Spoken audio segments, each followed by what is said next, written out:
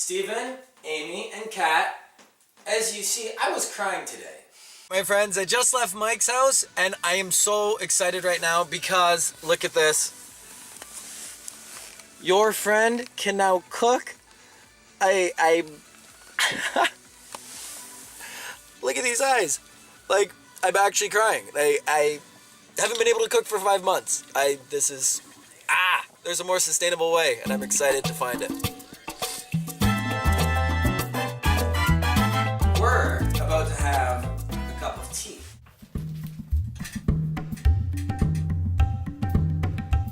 But this isn't any tea because this tea, my friends, is going to be made off of locally made biofuel. Which means that your friend over here now finally gets to cook. I may have been getting a little depressed because Popey's been cooking now for over a month in the house. That's why I signed the house up for Bullfrog Power. But there's a solution. Now, Amy and I went to Enjo Canada's London meeting this past week where I got to speak at. Thank you, everybody. It was awesome. That's great. I also have a shirt that was the innocent recipient of a drink. I unfortunately caught the majority of the drink. So as you see, my nice white shirt is not quite so white. There's a reddish hue to it. So we're gonna see how all of this works, and we are going to enjoy some locally made tea. So we have two different issues here. With your shirt, how long has it been stained? I'd say about a month. And it has not been washed. Hasn't been touched, just has been in my hamper. And we're not quite sure what did the damage. We have no idea. Assuming maybe a little bit of cranberry juice. Looks like it. So, my Enjo solution, if we had gotten to the stain initially, we could have used our awesome textile fiber. Yeah. What that fiber does is it actually lifts any soiling out of any textile. So your couches, chairs, materials, shirts, everything like that. So unfortunately, that was 4 weeks ago and this is now. Okay. So what I'm going to suggest is I have a little sample here. This is called our Enjo Real Soap. Okay. And it is a natural detergent. Plant-based, and what we're going to do is we're just going to spread it around this shirt wherever we see pink stain. We're going to let it soak for 30 minutes, and then you want to give it a thorough washing. Okay, so it's going to get washed in my tub, you know this, right? This will get washed in your tub and that should be okay. It's going to work.